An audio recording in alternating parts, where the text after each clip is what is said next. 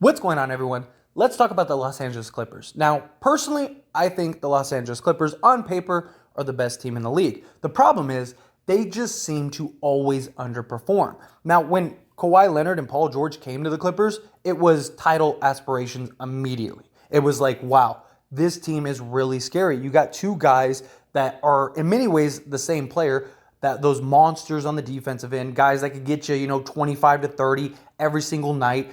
Good luck trying to score on the perimeter against these guys. You got two guys that have been the guy that are willing to work together and be that 1A, 1B and lead the charge for these Clippers. They had a nice squad around them, but they've always underdeveloped, right? They've always underwhelmed.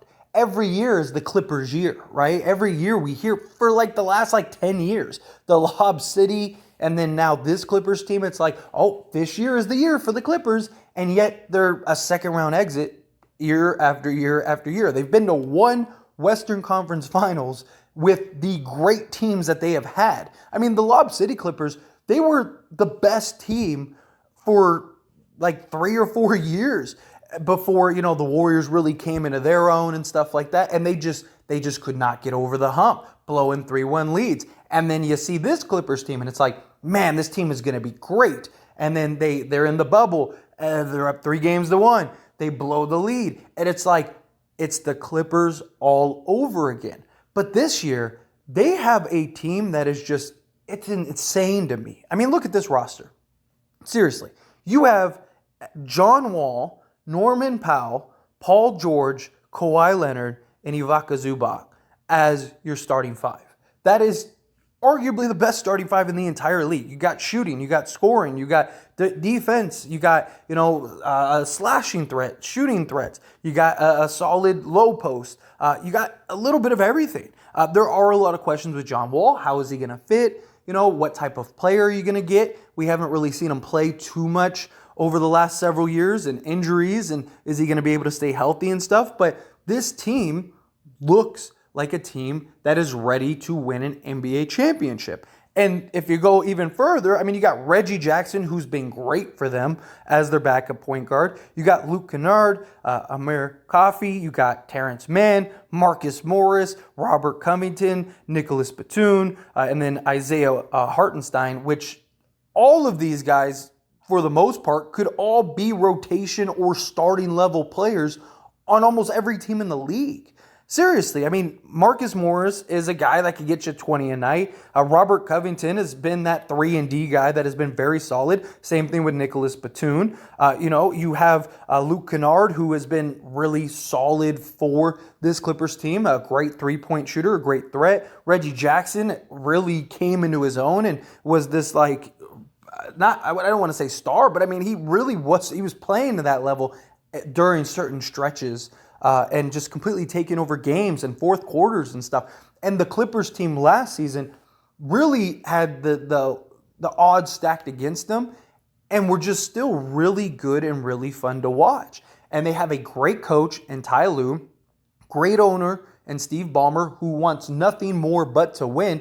You have all the pieces in place to win an NBA championship. You have the deepest roster in the league. I mean, this roster is so deep, it almost makes sense to kind of, consolidate some of these players and go get some mid-tier guys, because a lot of these guys are going to get DMPs and stuff. And it's like, when you get to the playoffs, you're only going to run probably 7 to 8 guys. So which of these guys are going to be the odd man out, right? I mean, you just have so much depth, so much talent. I mean, they are a little short on center position, but Zubac has been a model of consistency, right, for them. I mean, he's played a good majority of his games, hasn't had injury history. Hartenstein is a guy that really kind of stood out last season, but it wouldn't hurt to get maybe another center, but they could go small. They have small ball options, stuff like that. This team, front to back, is just really solid. They got a great starting five.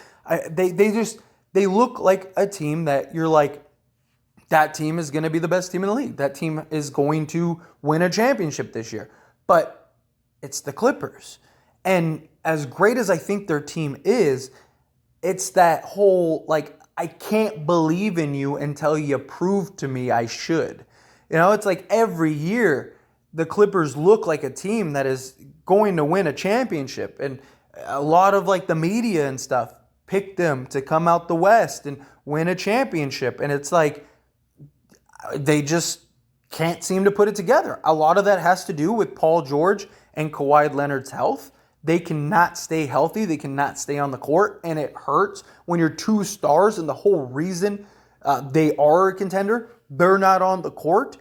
That is a huge issue. And they need to figure out a way and find a way to be able to stay healthy and play on this team, at least come playoff time. You know, you got to imagine both of these guys are probably going to miss 20-plus games. It's just what to expect with these two. But if they can be healthy come playoff time and stay healthy through the playoffs, I don't think anybody wants to play this team in a 7-game series. Now, the Warriors, don't get me wrong, they just won the championship. They're great on paper, all that stuff. I mean, they got some nice pieces, but they are really, in reality, which we saw from the playoffs, like 7 people deep, if that, 6 people deep. I mean, they had some guys out like Andre Iguodala, like they were hardly playing him.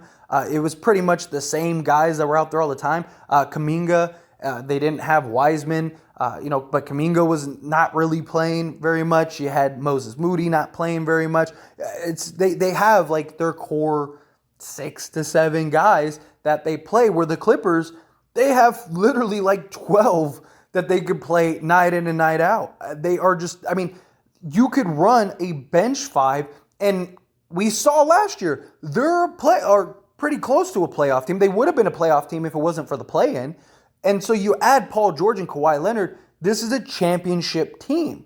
Problem is, can they stay healthy? And can the Clippers not clip themselves? You know, because every single year we see them just blow it. They look like they're going to win a championship. They're up 3 games to 1, and they just fall apart. And in every one of those games, they were up like 17 points and lost all those games.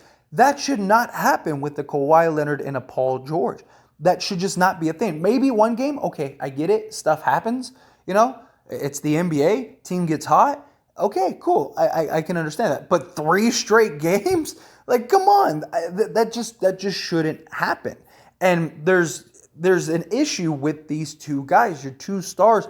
You need them on the court. You need them to be able to show up. You need them to carry that load for you. That's why you got them. That's why you paid for them. It's why you mortgaged your entire future to go get Paul George and stuff, because it was like, oh, if we could get both of these guys, we are an immediate contender. We are immediately one of the best teams in the league. And they just keep adding depth and keep getting these pieces. And you're like, last year, it was just like every other day. It was like, how did they get this guy? Where is this money coming from, right? And you're just sitting there like, this is insane. Like, why don't you spread the wealth to some other teams? Like, the Clippers are just stacking the deck. And they were really good last year. A playoff team without the play-in, but they didn't have Paul George and Kawhi Leonard.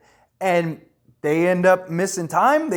Paul George ends up not playing in that key play-in game. They lose, and they're the odd man out. And it's like, but they still have that. They still have that depth. They still have all these guys. They're still going to be a really good team. Paul George and Kawhi Leonard's coming back, and then John Wall goes and signs with the Clippers after the buyout, and you're like, wow, like again, another quality piece.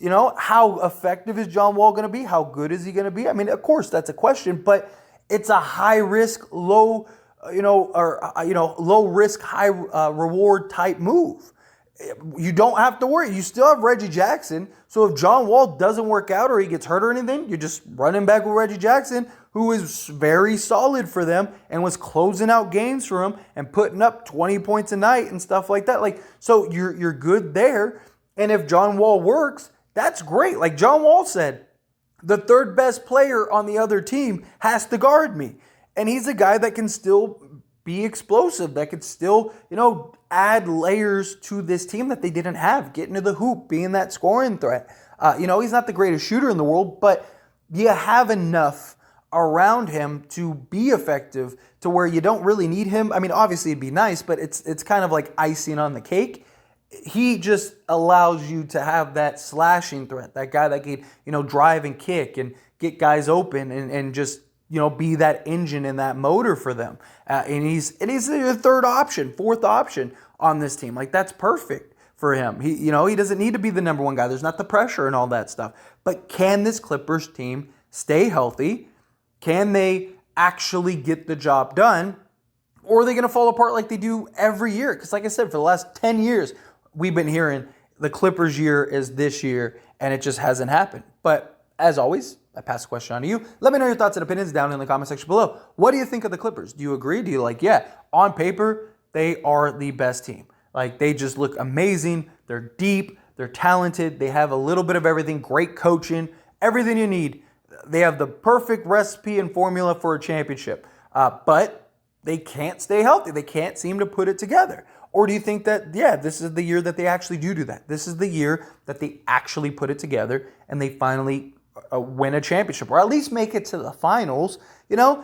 Still have never been to the finals. They've only been to one Western Conference Finals. Like, it's insane to me with the talent they've had the last several years. And this duo, it's been a failure. Like, you can't say it hasn't been. They didn't put this team together. Steve Ballmer isn't paying an insane amount of money every year for them to be second round exits. That's not what this was supposed to be. And so you can't say that this has been a successful experiment so far. It doesn't mean that it can't turn around and become that. But as of right now, it's not what you wanted. It's not what you expected. And until they can show me that they can put it together and be that team, I just can't believe in them. I just can't. I look at the roster, I look at them, and I'm just like, this is a team that I just think is, on paper, again, better than every team in the league as far as 1 through 15. Some other teams might have more overall talent, but not 1 through 15. Maybe 5 of the players you can match up and say these 5 guys are better than those 5 guys. But no, as soon as you get to number 6 and 7, it just is a drastic drop off. That's the case for most teams. I mean, even the Warriors. You have about 5 to 6 guys that I think stack up well with this roster. But then after that, it's a pretty drastic drop off compared to what the Clippers have. But those are my thoughts and opinions. I'd love to hear yours. Let me know down in the comment section below.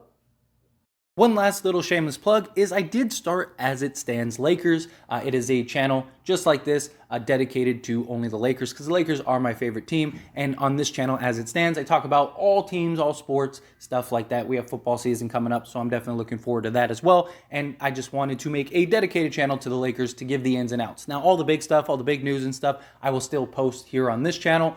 But if you want all the ins and outs and just rumors and theories and just discussions just strictly on the Lakers, link down in the description or in the comment section. Go check out the channel, subscribe to the channel. I'd really appreciate it. That being said, hit that like button. Helps me out a lot, lets me know you enjoy these types of videos, and I truly appreciate it. If you're not subscribed to the channel, hit that subscribe button, followed by the bell notification. Stay up to date with all things sports. Join this wonderful community and all of our discussions. I'll see you all in the next one. Thank you.